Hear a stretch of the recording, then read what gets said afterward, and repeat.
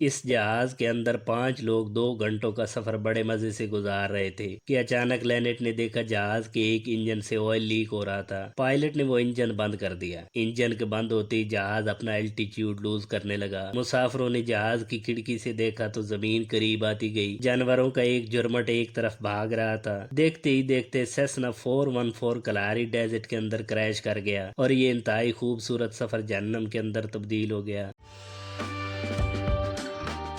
1 مارچ 2000 جب بوٹسوانا افریقہ کے ایک بزنس مین کارل ڈوپلیسز نے سیسنا 414 پلین چارٹرڈ کیا۔ اس سفر میں کارل ڈوپلیسز کے ساتھ 4 لوگ اور بھی تھے، جن میں ان کے بزنس پارٹنر نائب گروریک، ان کے بیسٹ فرینڈ مائک نکولک، مائک کی بیوی لینٹ نکولک اور اس جہاز کے پائلٹ کوسٹا مارکون ڈونٹ شامل تھے۔ یہ لوگ بوٹسوانا سے ماؤن نامی گاؤں جا رہے تھے جو یہاں سے تقریباً 600 میل دور تھا۔ دراصل تو یہ ایک بزنس ٹرپ تھا، لیکن سبھی لوگ بہت خوش تھے کیونکہ انہوں نے جہاز میں بیٹھ کر کلاری ڈیزرٹ کے نظارے کرنے تھے۔ یہ دنیا کا چھٹا سب سے بڑا ڈیزرٹ ہے، لیکن یہ عام صحراؤں کی طرح اتنا خشک صحرا نہیں ہے، اس لیے اس کے اندر کئی قسم کے جانور رہتے ہیں، خاص طور پر خون خوار جانور جن میں شیر، چیتے، جنگلی کتے اور 7 افریقن ہاتھی جو کسی بھی انسان کو کلاری ڈیزرٹ کے اندر برداشت نہیں کرتے۔ یہ دوپہر کا وقت تھا جب سیسنا 414 نے 2 انجن کے ساتھ اپنی منزل کے لیے اڑان بھری تھی۔ سبھی لوگ اس یادگار سفر کو انجوائے کرنے کے لیے بہت خوش تھے، سوائے لینٹ کے۔ لینٹ کو اس کی چھٹی اس ایڈونچر والے سفر سے روک رہی تھی، لیکن نہ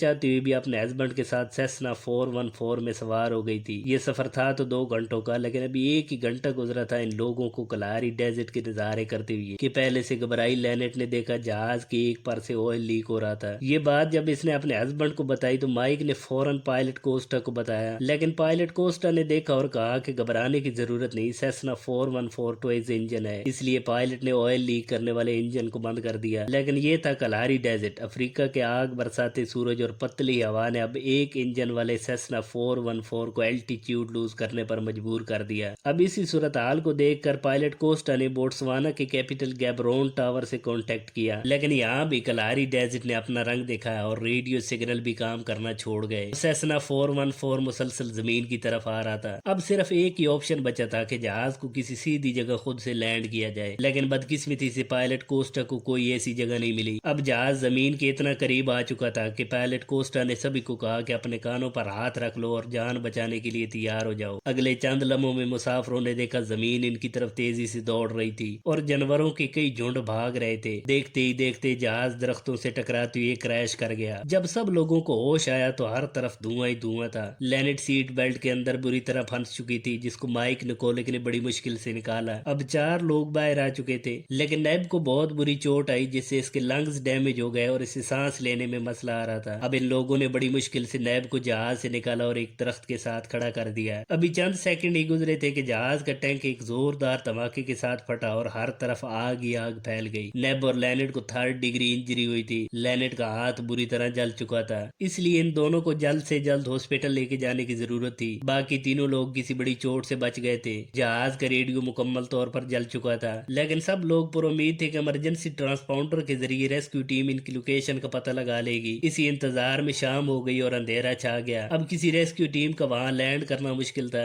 اس لیے ان لوگوں نے وہیں رات گزارنے کا فیصلہ کیا۔ ہر طرف جنگلی کتوں اور خون خوار جانوروں کی آوازیں آ رہی تھی۔ ان سے بچنے کے لیے انہوں نے بڑے لیول پر آگ لگا لی۔ شاید یہ آگ ہی تھی جس نے ان خون خوار جانوروں کو ان کے قریب نہیں آنے دیا۔ اب ان کے پاس نہ تو کچھ کھانے کے لیے تھا اور نہ ہی کچھ پینے کے لیے، اس لیے صبح تک پیاس سے ان کے گلے خشک ہو چکے تھے۔ انہوں نے پتوں پر پڑنے والی اوس کا سہارا لیا، لیکن ابھی چند قطرے پیے تھے کہ سورج نے آگ برسانا شروع کر دی اور یہ اوس بھی غائب ہو گئی۔ دن چڑھ گیا اور ابھی تک یہ لوگ ایمرجنسی ٹرانسپونڈر پر بڑے پر امید تھے۔ اتنے میں ان کے اوپر سے ایک جہاز گزرا۔ انہوں نے آگ جلائی، ٹائر جلا کر دھواں کھڑا کیا، مدد کے لیے اشارے کیے، لیکن بدقسمتی سے وہ ریسکیو ٹیم کا جہاز نہیں تھا بلکہ مسافر پلین تھا اور زیادہ اونچائی پر ہونے کی وجہ سے انہیں نہیں دیکھ سکا۔ اب کارل ڈوپلیسز بڑے حیران تھے کہ ایمرجنسی ٹرانسپونڈر کے سگنل کے باوجود ابھی تک ریسکیو ٹیم کیوں نہیں آ رہی تھی۔ کارل نے کوسٹا کو ایمرجنسی ٹرانسپونڈر چیک کرنے کو کہا کہ شاید یہ سگنل ٹرانسمٹ نہ کر رہا ہو، لیکن پائلٹ کوسٹا کے جواب نے سب کے پاؤں سے زمین کھینچ لی۔ کوسٹا نے بتایا کہ سیسنا 414 کے اندر ایمرجنسی ٹرانسپونڈر ہی نہیں ہے۔ اب یہ ایمرجنسی ٹرانسپونڈر ہی ہوتا ہے جو کسی بھی کریش کے بعد سگنل ٹاور کو بھیجتا ہے، جس کی مدد سے کسی بھی کریشنگ سائٹ کو ریسکیو ٹیم تلاش کرتی ہے۔ اب ٹرانسپونڈر نہ ہونے کی وجہ سے سیسنا 414 کی ایگزیکٹ لوکیشن کا کسی کو نہیں پتا تھا۔ 9600 کلومیٹر رقبے پر پھیلے کلہاری کلہاری ڈیزرٹ میں ان لوگوں کو ڈھونڈنا انتہائی مشکل کام تھا. اگر ریسکیو ٹیم ڈھونڈتی بھی تو اسے کئی دن لگ سکتے تھے. اب یہاں پر پڑے رہنا یعنی موت کا بیٹھ کر انتظار کرنا تھا.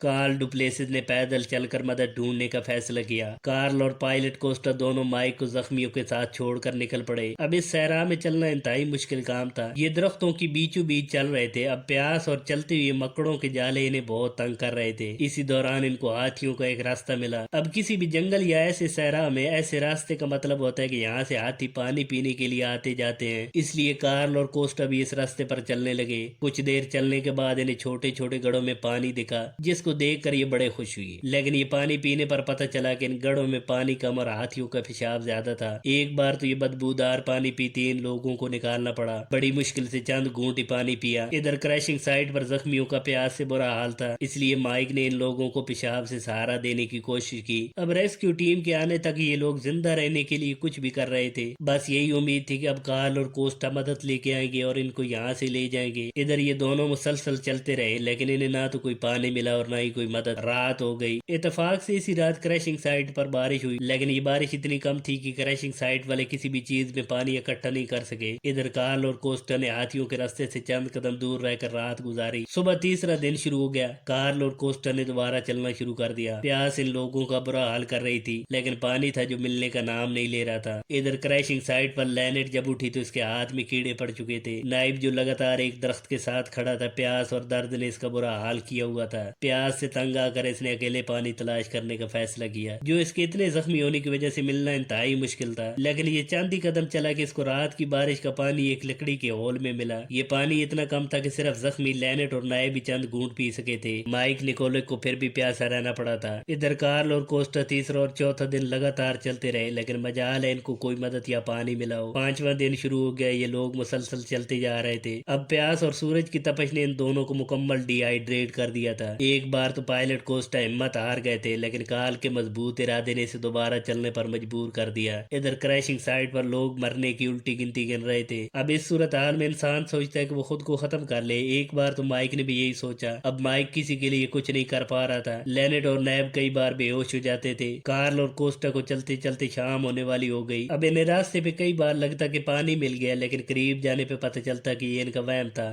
شام کو ابھی یہ تھوڑی دور چلے تھے کہ ان کو ایک چھوٹی پہاڑی جیسی چیز دکھی. پہلے تو یہ بھی ان کو اپنا وہم لگا لیکن اب کلہاری ڈیزرٹ ان پر مہربان ہونے والا تھا. انہوں نے قریب جا کر دیکھا تو یہ واقعی ایک ہنٹنگ ہٹ تھا جس کے اندر جانے پر انہیں ایک لڑکی کوئی میگزین پڑھتی دکھائی دی. سب سے پہلے یہ لوگ وہاں پر پڑے جوس پر جھپٹے اور اپنی پیاس بجھائی. اس کے بعد ریڈیو لے کر انہوں نے سارا واقعہ کنٹرول ٹاور پر بتایا. وہ ریسکیو ٹیم جو انہیں مسلسل کریشنگ سائٹ سے 200 میل دور ڈھونڈ رہی تھی چھٹے دن کی صبح وہ کریشنگ سائٹ پر پہنچ گئی. کریشنگ سائٹ والے لوگ مرنے ہی والے تھے اور چیلیں ان کی گوشت پر جھپٹنے والی تھی کہ ہیلی کاپٹر کی آواز نے ان کی جان میں جان ڈال دی. نائب نے جب مائک کو بتایا تو مائک کو پہلے تو یہ اپنا وہم لگا کیونکہ ان کو مچھر کی آواز بھی اکثر ہیلی کاپٹر کی آواز لگتی تھی لیکن یہ سچ میں ریسکیو ٹیم کا ہیلی کاپٹر تھا. ان کے پاس فرسٹ ایڈ کھانے کے لیے چاکلیٹ اور پینے کے لیے ٹھنڈا پانی تھا. اگلے کچھ ہی وقت میں ان کو ہاسپٹل پہنچا دیا گیا جہاں پر ان لوگوں کا علاج کیا گیا اور سبھی لوگ ریکور ہو گئے. اب یہ بھی کسی معجزے سے کم نہیں تھا کہ کارل اور کوسٹا بغیر کسی تجربے کے اس صحرا میں جنگلی جانوروں سے بچتے ہوئے 5 دن لگاتار چلتے رہے. تو بس کارل اور کوسٹا کا مدد کے لیے پیدل چلنے والا فیصلہ اچھا ثابت ہوا. اب ان لوگوں نے ایئر کنڈیشن رومز میں بیٹھ کر ٹی وی پر یہ حادثہ بتایا تھا لیکن یہ سب بتاتے ہوئے ان کے گلے خشک ہو گئے تھے.